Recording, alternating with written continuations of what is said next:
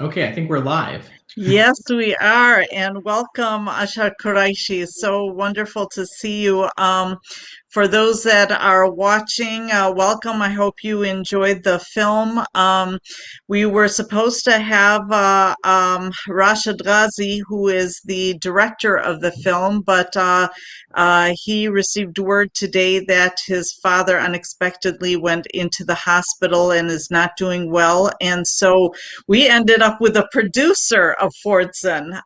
So we're very excited to have Ashad Qureshi with us today. It's an honor to have you. Ashad Qureshi joined the EW Scripps National News Team as a national correspondent in September of 2019. He's an Emmy award-winning journalist with more than 20 years of experience in local network and investigative reporting. And prior to joining the national team, he spent 3 years as a reporter and fill-in anchor for NBC Chicago. Before that, he was chief Midwest correspondent for Al Jazeera America, covering news from all over the nation.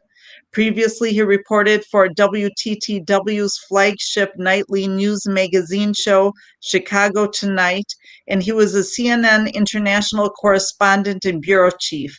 His reporting and photography have been featured on CNN, PBS NewsHour, Al Jazeera, A&E, The Oprah Winfrey Show, Access, and in the New York Times. And he has just an unbelievable bio. He's an award-winning correspondent and journalist, very well known. He also is married to someone that is also in the field and does documentaries, I believe. And you have two children, a 14-year-old and a 7-year-old. So welcome. We're so pleased to have you today and to discuss the film that actually was we hosted this film when it first came out. So we hosted it a good, whatever, 9-10 years ago.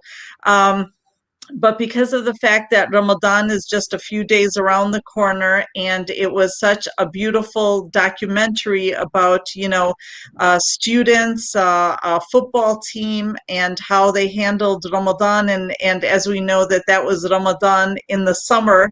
Right now, Ramadan doesn't have those very long days, but it's a wonderful film, and it also spoke a lot to their experiences and a generation that growing up really being targeted as a result of 9/11. So maybe Ashad, you can start by telling us a little bit about how you decided to make this film. Well, thank you so much for having me. I really, really appreciate it. And, Rashid sends his regards, and, he wishes he could be here as well. And as you mentioned, my wife actually co-produced the film with me. So the two of us worked on this together with Rashid. And, the origin story of this film was really, Rashid had wanted to do something with Fordson High School and Dearborn High School, from the standpoint of, he's a sports marketing guy. He produces live shows on ESPN, for example. High school sports has been a sort of a specialty, and he wanted to feature this rivalry between Dearborn and Fordson for years. But that was going to be really difficult to do because the state high school athletic association rules don't allow for live telecasts of high school games. So he approached me and my wife, we both have backgrounds in journalism and production, in long form storytelling, about possibly doing this as a feature-length documentary, not just a singular game that would be televised live when it was happening, but to really get into the backstory of it. And it's sort of this combination of his expertise in sports storytelling and marketing and live production, and our expertise in more traditional journalism and documentary filmmaking. My wife had a background in long form when she was with CNN as well.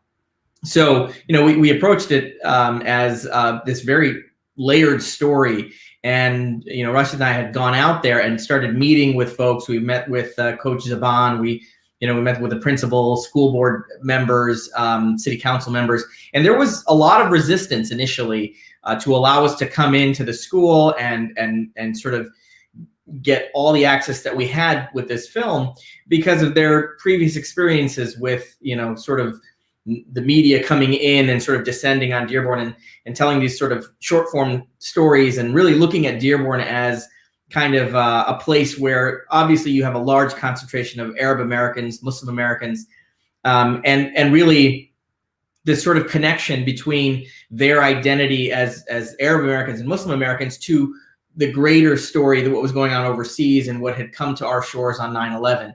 And a lot of people were very resistant to it, because what ended up happening is this community was put under the microscope, unwittingly. Really, they were like most Americans in the sense that they had no more insights into what happened on 9/11 than any other Americans, but they were expected to speak for that incident and explain away what was going on, and unfairly, really. And so when we came to them and we said, well, we want to tell the story of who you are as Americans and who you are as Arab Americans, as Muslim Americans, and what you went through. And I think one of the most impactful sound bites that you hear in this documentary was one where they felt like they were hit twice on 9/11, right? Once, as all Americans were hit by that tragedy, and then secondly, by being associated with the perpetrators of that attack.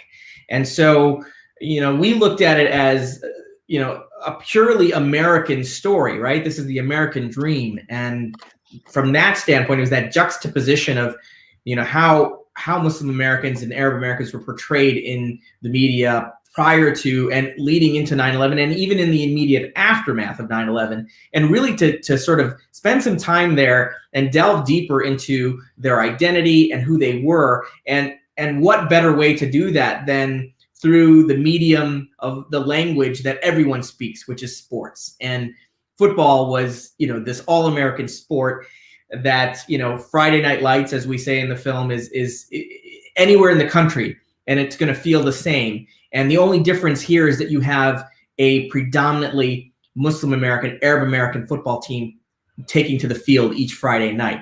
And it was just such a great way, I thought, and Rashid thought, and Bus, my wife, thought about telling this story. And so that was really the genesis of why we wanted to tell the story and how we approached it. It is. It's fantastic because it is an all-American story. Who doesn't follow football? And as you kind of watch these kids, especially getting in trouble, not doing their homework, they're just typical high school kids. And I think that really resonated in the film, and that was very obvious. What also I think was problematic and as a parent, I think gut-wrenching was the fact that, as you said, the reasons that they were resistant at the beginning to even having you come in because of the media coverage is just these two young men that were just trying to make a little bit of money, and what they ended up going through. And we know that this was not an isolated story. That we know that this is something that was happening all over the country, unfortunately, in so many communities and so many individuals that really faced a lot of difficulties as a result. But tell us a little bit, when I spoke to Rashid, one of the things that he mentioned is that although it was, such an important movie to make, and it really, it has such a far reach, but it's also not something that you can do all the time. And I think that maybe that's one of the reasons that we don't have so many films coming out about Muslims, is the cost, really the cost that goes into this. Maybe you can talk a little bit about that. Yeah, I mean, it's expensive, and in the market that we live in, producing an independent film like this, aside from out of your own pocket, my wife and I, for example, basically we knew that we would have to produce this film essentially for free. And we put 2 years of work into it. And this is after, I'd get home from work, we would go into post-production. We took 10 days off to go to Dearborn, and we planned it to start with, it would be the last 10 days of Ramadan. The timing on this was really essential. Now, if you think about it, right, football season, since we shot this film in 2009, has not fallen during Ramadan anymore, right? So that was our last opportunity. 2009 was the last season that we were going to have an opportunity to tell this story while these kids were still fasting during Ramadan. And so it became, otherwise we'd have to wait 10 years, and we would be doing that documentary this summer, potentially. So, that was one of the challenges, is that we were under time crunch. And just to understand why that is, the Islamic calendar is lunar, right? So it moves 10 days every year, and football season doesn't. So there's only a certain time period in which you can actually capture this story that we wanted to tell, without it falling outside of Ramadan and giving us that vehicle to sort of explore those issues of Muslim identity. And the extraordinary thing about this was that these kids, these are 15, 16, 17-year-old kids who are fasting from morning to night, essentially, and they can't eat, they can't drink water, and you see that in the film. And yet they are doing 2-a-days on the field every day in the heat, the sun beating down on them. The temperature is, several degrees higher on turf than it is on grass. So, the grit with which they approach this, without letting go of their spiritual, sort of requirements and obligations, still putting everything out there on the field, was just so impressive, I thought. And, again, you're talking about how difficult it is to tell these kinds of stories. Yes, cost is a huge issue. And as I mentioned, cost, timing, you have to get everything done in a certain amount of time, in a certain budget. We shot this film in 10 days. Basically, we looked at the last 10 days of Ramadan, and we started with a game night, and we continued all the way through the following week when they had their last game with Dearborn High School, their crosstown rivals, that ended, and then Eid was literally, I believe, 1 or 2 days later. And so it was the end of Ramadan. It was, it was a 10-day period that was, just sort of perfect. The day we walked in, we started filming, and we were shooting, 10 to 12 hours a day with multiple crews. My wife would be with one crew, I would be with another crew, Rashid would be with another crew, and we would shoot all day, 10 to 12 hours, and then we would go back to the hotel and we would start screening material to make sure we got what we needed, because we essentially had 3 productions going on at the same time. Game day, for example, we had 6 cameras going, so 6 photographers, 6 cameramen, 12 channels of audio. We did some really unique things to be able to capture some of the audio, the video that you hear on the ground in the field. You hear those conversations. For example, we had microphones that were attached to the players, drilled into their shoulder pads. And surprisingly, out of 12 of those microphones, with all those hard hits that you saw, we only lost 1 microphone pack, which was incredible to us. But yeah, it can be very expensive, and hundreds of thousands of dollars to do this kind of thing. And that's with no guarantee that, 1, somebody's going to be interested in buying the end result, and 2, finding a distribution deal so that people can actually see it. So this was all uncharted territory for the 3 of us. And so we were taking a leap of faith, if you will, that this was an important story that needed to be told, and that there were no better filmmakers at that time to be able to go out and do this and take the sacrifices and take the hits that were necessary to bring this to the audiences. So it was really a labor of love that brought this to the end result, where we're talking about it 10 years later. I think that's very obvious, and that is what is so amazing about this this film is how you were able to capture some of those conversations and some of the comments, as the game was really going on, with the coach, with the referees, with all of these individuals. And I think that's also what made it so interesting. The fact that all of you are familiar with Ramadan also brought an aspect to it of, I think cultural literacy was clearly there, so I think it made it so people could really understand what was happening and how difficult it really was for these young men who were just amazing. It was impressive to see what they were willing to do, but at the same time keeping with their faith, because at the end of the day, that this is a sport, and this is a practice of their faith. What family or individual or coach or player kind of impacted you the most? Oof. I think the community as a whole impacted us. As I mentioned, there was hesitation to allow us in the first place. But once we were there, we were embraced, completely by this community. And, we couldn't help but feel a part of the community. We were sad to leave at the end of those 10 days. We made lifelong friends. We stay in touch with most of the people that you see in the film.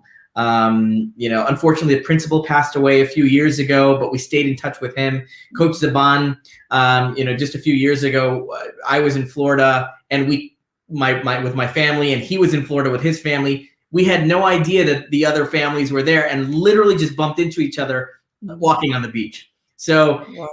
That's a connection that is going to be lifelong, and these players too.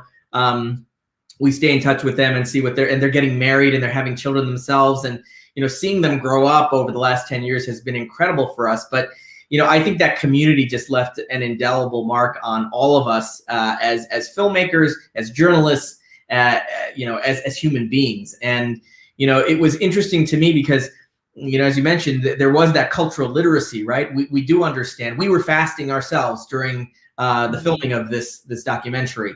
And so every day we would go out and we would see these kids, and we would be with them on the field, and we would be experiencing some of what they were feeling, except they were running and really hitting it hard, and we were chasing them as much as we could with our cameras and things like that. And it was nowhere near as difficult for us as it was for them, but we were with them in spirit, because we were also abstaining from food and drink and observing Ramadan during that period. And every evening, we would be filming, and we would break fast with them. And if you know anything about Arab hospitality or Muslim hospitality, you will leave that house so full. It'll be difficult to go back to the hotel and start looking at things. We were, so well fed, and our crews, right?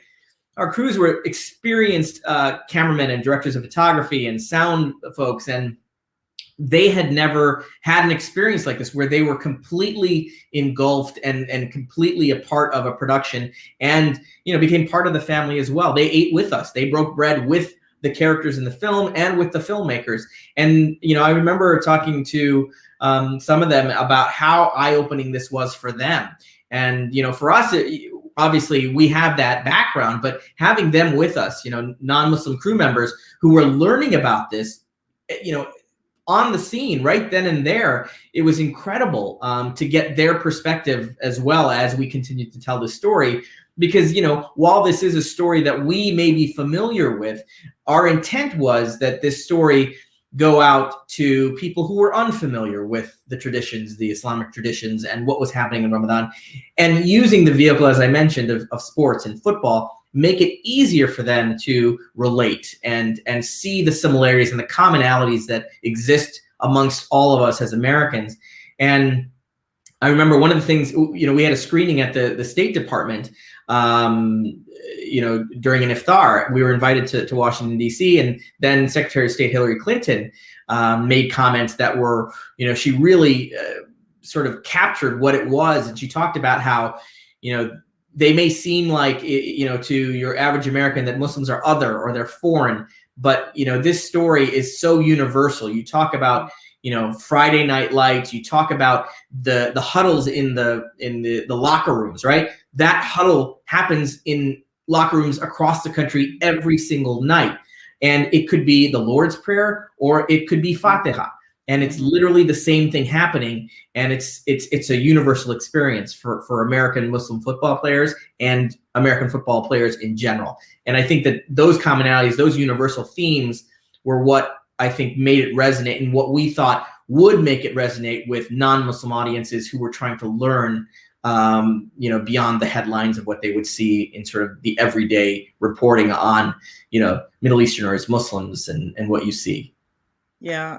I'm very familiar with that community as well. I have some relatives that live in Dearborn, but what you mentioned about the experience in Ramadan, yes, for the Muslim community, we know about this sense of community and gathering and breaking fast together, and that sense of camaraderie that way. So it is a different experience, I think, for a lot of people. We have one of our viewers is asking, has producing this film impacted your life in any way?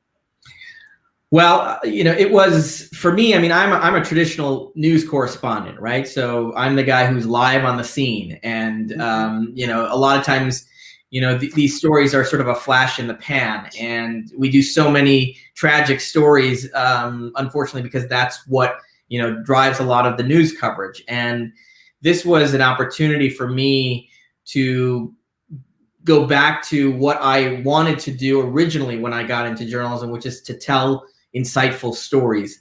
And, personally, it's one of the highlights of my life and of my career. And, yes, it has impacted and informed everything that I've done since then. I try to approach my storytelling in a way that sort of reflects what I learned in the field on this film, and approach people who I don't understand or may not understand their backgrounds in a way that I don't think I would have been able to have done had I not had this opportunity to spend this time, telling this story. And so, yeah, absolutely, it's made an incredible mark on my life, and I'm very, very proud of it.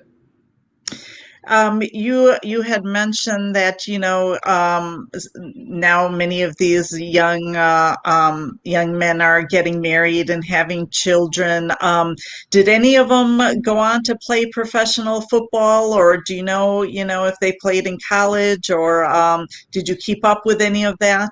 Yeah, so Bakr Syed, who you saw in the film, who's an amazing player, did play for the University of Michigan.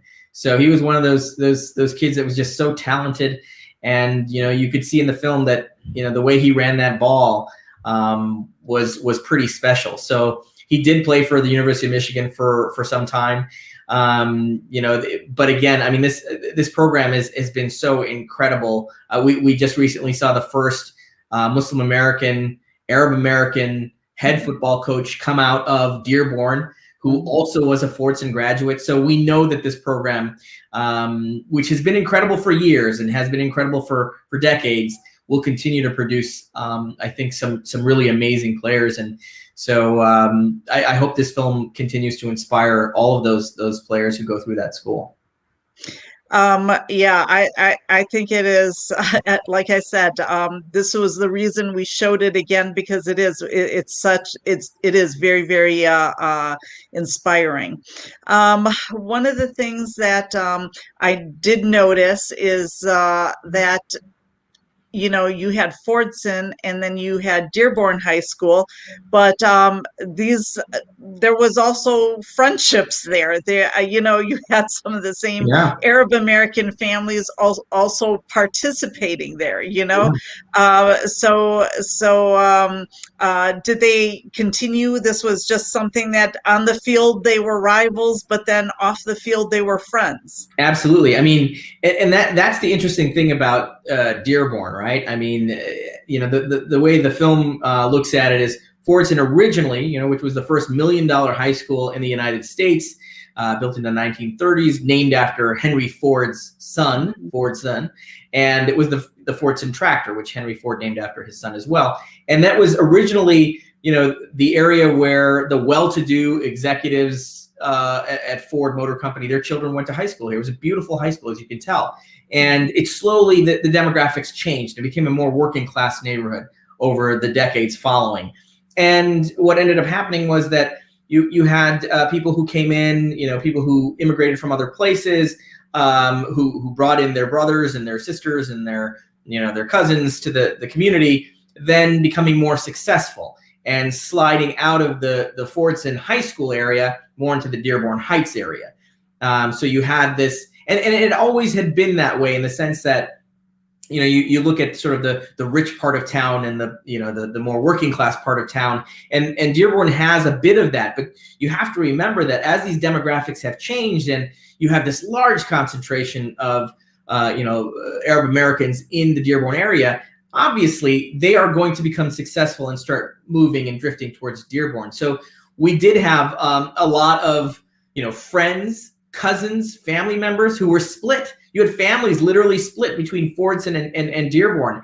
And so that made the rivalry even more fun and complex and interesting, because they on the field, as intense as it was, this is like the Chicago, a reference from my hometown, the Chicago Cubs versus the Southside Chicago White Sox, right? I mean, we're all Chicagoans, but there is a rivalry between the North Side and the South Side. And in the same way, there was a rivalry amidst these families who were on the Fordson side and families on the Dearborn side, the Dearborn Heights side. And, it was interesting because you literally could have that line just within one block, right? You could be living on just this side of the border where your kids are going to Fordson, and on this side of the border where your sister lives, her kids are going to Dearborn High. And so it was so interesting and fun to see, because they would be intense once they were on that field. It didn't matter, cousins against cousins. It was all about winning that game, and that rivalry, as I mentioned, has been around for almost 100 years now. So that tradition carries on despite it crossing over from family to family. So it was a lot of fun in that sense. That's wonderful. That really is. So have you, you said you've kind of kept in touch with some of them. Have you experienced, have you gone to visit there? Has the previous 4 years had a different type of effect? Was it similar to, the reaction after 9/11 and what they encountered? I think that as Muslims, a lot of times we started to see, I want to say, kind of more acceptance, and then last 4 years we're sort of back to the drawing board. Yeah. So I don't know if you have had any interaction regarding that. Yeah, and it was really interesting for me because 2 weeks before 9/11, my wife and I were assigned to go overseas for CNN to open the bureau in Islamabad, which became, we were basically it was the front line for the war on terror. And so the first 3 years after 9/11, we weren't in the United States even. And so we missed a lot of this, what was happening. And this was a re-education for me. I knew it was happening, obviously, but I wasn't experiencing it firsthand. We were in the United States until, my wife was on 9/11, was literally looking for office space to open the bureau for CNN in Islamabad. And I was in Atlanta at the headquarters and flew out a few days later after 9/11, once flights went back up again. And, I remember distinctly, that when I went to the airport to fly overseas for this 3-year assignment, I had packed all my equipment, I'd packed all my gear, and I was going to go out there, and we were going to establish this major bureau in South Asia. And when I got to the airport, this was the early days after 9/11, when nobody knew what was going on. There was no TSA. They had brought in extra screeners to make sure that bag checks were very thoroughly done. And here I come in, and I remember just, the woman who opened my check-in bag pulled out, what we call a Leatherman knife, which is a utility knife that is used for, it's got pliers on it, it's got screwdrivers, it's like a Swiss Army knife essentially. But, for those of us who work in news or work in broadcast, we use it to fix all kinds of things. It's our MacGyver gadget. And she pulled it out and held it up like, Eureka, I found something. And her supervisor had to come over and explain to her, no, he can carry that. It's in his check-in bag. It's not a problem. Yeah. But that was sort of like my last experience before I flew overseas. And I covered, the aftermath of 9/11 from the other side of it, the hunt for Al-Qaeda, the hunt for bin Laden, who eventually was killed a couple of years after I got back to the United States. And these kids that you see in this film were first graders when 9/11 happened. So they don't really even remember a post or a pre 9/11 world. Mm-hmm. And so, for me, somebody who grew up, obviously we've all experienced, racism and bigotry in some fashion, but it was very different and very pointed after 9/11. And these kids didn't know anything but that kind of bigotry. And so it was interesting to see how that generation, the post 9/11 generation, dealt with growing up as American Muslims in the United States in a time when a lot of Americans looked at them with great suspicion. And I've been back to Dearborn. I have family in Canton, Michigan, which is not far from Dearborn. And as a child, I would go there every couple of months. We would visit with them. And so I go back to Dearborn every now and again. I visit family there. And yeah, I think, one of the things that you hear in the film that's still true today is it's a safe haven. It was a bit of a bubble for them in the sense that they didn't experience the kind of racism that, a lot of American Muslims experienced in other parts of the country where there weren't large Muslim populations, where there wasn't this accepted sort of understanding of the culture and the people. And there weren't big enough populations where people had personable interactions, one-on-one interactions with individuals. So I think it was, the impact on Dearborn was a lot harder because they were so sort of, insulated from the rest of the country where this bigotry was, really, really exploding in certain places, and where you were seeing, anti-Muslim sentiment and attacks and things like that. So, and as you mentioned, this ebbs and flows, right? I recently, just in the last few weeks, we know what's been going on with the Asian American community in the United States just in the last year, and the kind of hate-filled attacks that they have been experiencing, as a result of xenophobia and, COVID-19 being blamed on Chinese people, being called the China flu and the Kung flu, and these racist charged terms that have made them the target of a lot of violence and verbal abuse and physical abuse and even murder. So, it's an unfortunate sort of cycle in the history of the United States, is that various communities go through this depending on the news cycle, depending on what's going on in the world. And, as you mentioned, after 9/11, it took so long for Muslims to gain back so much of the ground that they had gotten over the decades in the past of being successful, Americans who've integrated well into society, and then again being that setback of being considered foreign, and the suspicion rising around them and the anti-Muslim sentiment growing. But again, it's an unfortunate thing that we see in communities of color, in particular around the country, and it's cyclical. So that's the shame, and so these kinds of films, while this one focuses on this Arab American community in Dearborn, Michigan, it is a universal story, not only of what it's like to be an American, but what it's like to be an immigrant. It's an immigrant story, really. And in that sense, I think it relates to all immigrant communities in the United States as well. Absolutely. And thank you so much for telling that story. We're coming kind of to the end of our time. I want to ask you, if you had all the money in the world and you were able to make the film of your dreams, what would that be? Oh my gosh.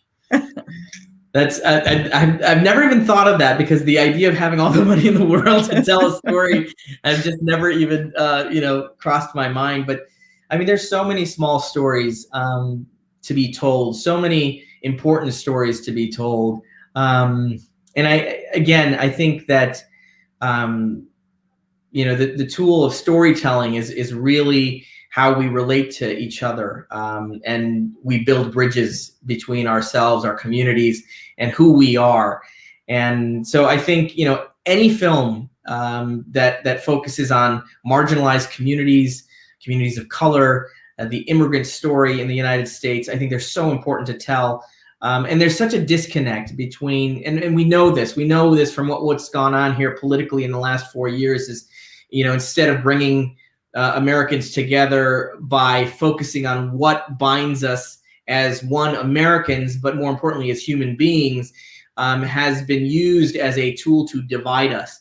And I think stories about what we all aspire to as human beings, and the simple things like taking care of your family and being healthy and being successful and having access to basic human rights is something that everyone can relate to. And I think that if we focus on those kinds of stories where there are injustices or there are commonalities that we can all relate to, that's going to bridge the divide instead of increasing the polarization of who we are as Americans. And I think that there are so many stories we can tell today in greater depth than we're able to due to the constraints of the mediums that we work in, or the budgets, or the access, or the resources, that there's a lot of work to be done. And so, any story that you can tell with depth and with compassion and sensitivity will shine a light and will, I think, provide insight and understanding to any audience that you can get it to. That's wonderful. Thank you, Ashar Quraishi. You have been a phenomenal guest, especially, jumping in the very, very last minute to fill in. This has been really enlightening. And again, congratulations on a film that I think will continue to resonate for years to come. I want to thank all of our attendees. And again, this is the virtual film series of the Milwaukee Muslim Film Festival. We hope in October to be able to resume and have our in-person festival at the Oriental Theater, and we're really looking forward to that. We are going to skip next month because, again, Ramadan is around the corner, and we normally show the film and have our talkbacks in the evenings, and we will be breaking our fast. And because it is such a busy and spiritual time, we decided that we are going to take a break for Ramadan, and we will resume the following month. I believe the film we're going to show is The Queen and Abdul. It's a phenomenal film. It's a lot of fun, and I hope all of you will join us. I also want to thank our tech individuals that have been working behind the scenes, and if they want to even show themselves, Thea and Fatiha, always our phenomenal tech geniuses. Running the show all the time. So glad that you guys are doing this, because I would not know what to do. So thank you to both of you, individuals working all the time and for the Milwaukee Muslim Women's Coalition and our many programs. Thank you for joining us, and thank you again so much, Ashar Quraishi, for your time, and we definitely hope that we will meet again. Thank you. Have a good night, and Ramadan Kareem to all of you.